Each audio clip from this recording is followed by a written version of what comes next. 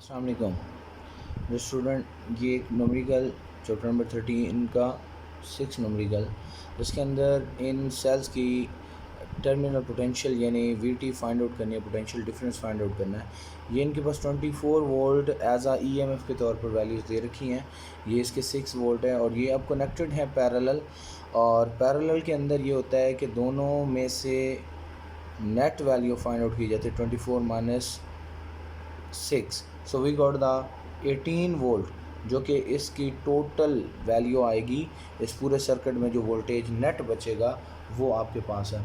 और इस तरह अगर टोटल रेजिस्टेंस फाइंड आउट करो सर्किट की तो R T is equal to ये रेजिस्टेंस, ये इंटरनल, इन सबको जमा करें 8 plus 0.1 plus 0.9। So you got the R total is equal to 9 ohm.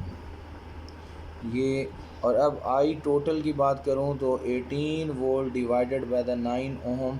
So you got the 2 ampere current that is the flowing through the circuit में जो flow कर रहा है। और अगर उसको कन्वेंशनली लूँगा तो वो इस डायरेक्शन में फ़्लो करेगा। अच्छा, अब इसमें ये करंट फ़्लो कर रहा है। हमने ये देखना है कि what is the potential of this value, इसकी कितनी है। तो इसके लिए पोटेंशियल का एक फार्मूला ईएमएफ का आपको पता है कि ईएमएफ का फार्मूला क्या होता है। EMF is equal to V potential terminal plus I R drop. अब इस फार्मूले के मुताबिक अगर मुझे टर्मिनल पोटेंशियल चाहिए तो V T is equal to E minus I R. तो E for the cell 1 I write the V T 1 is equal to E 24 minus I, same current flowing through 2 और उसकी इंटरनल रेजिस्टेंस कितनी है 0.1। So 24 minus 0.2, so you got the 23.8 volt. ये आपके पास T1 की potential होगी volt. अब दूसरे की मालूम करनी है हमारे पास। दूसरा क्या, दूसरा सेल है which have the value again ET is equal to VT2 plus IR. So I got the VT2 is equal to what the EMF, उसकी EMF कितनी है 6।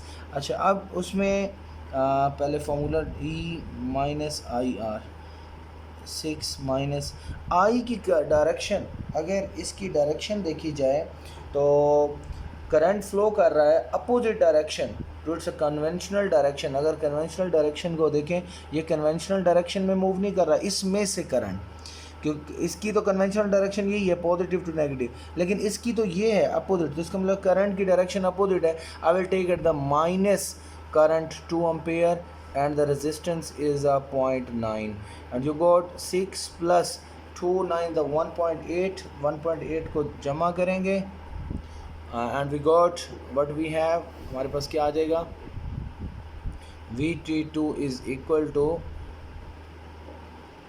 7.8 वोल्ट। ये दो वोल्टेज मालूम करनी थी, ये हमारे पास वोल्टेज आ गई है जी बेटा। नेक्स्ट में हमने आज डिस्कस करना है चैप्टर नंबर 14 और चैप्टर नंबर 14 का स्टार्ट इंट्रो करते हैं। What is mean by the electromagnetism. तो branch of the physics electromagnetism, electro का मतलब इलेक्ट्रॉन से है और मैग्नेटिज्म मैग्नेटिक फील्ड है। सो इलेक्ट्रिक करंट की वजह से मैग्नेटिक फील्ड को स्टडी करना, that is called the electromagnetism. It means कि इसके अंदर दोनों इंटर रिलेट कर रहे हैं। कौन कौन सी दो चीज़ें, एक इलेक्ट्रिसिटी और दूसरा मैग्नेटिज्म, बट दोनों की वजह एक ही है। वजह क्या एक ही है, charges. Due to the flow of the charges current produces, and when we study about the current flowing through a conductor, then we say it's electricity. And when electric current passes through it and a magnetic field is produced around it, that is magnetism. So magnetic effect of the current पिछले chapter में हमने पढ़ा। What is the effect, one effect is the magnetism. जब current में से किसी conductor में से करंट गुजरता है तो उसके गिर्द मैग्नेटिक फील्ड पैदा होता है। So this branch deals with the concern of the electric current passes through a conductor and magnetic field is produced and their applications, और उसकी application भी हैं। So due to the flow of the charges, current produces, and due to current, magnetic field is produced. It will be discussed in this chapter. Due to the flow of the changing current, magnetic field is produced, is discussed in electromagnetism. So branch in which we deals with the study of the magnetic field due to the electric current, that is called electromagnetism.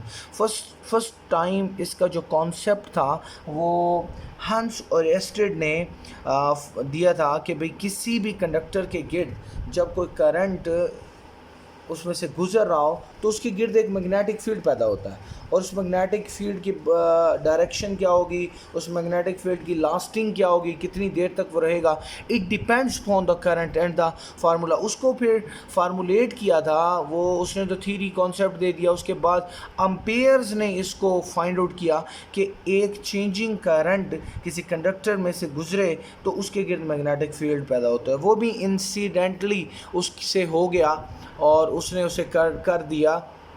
तो हम देखते हैं कि किस तरह ये correlate करता है.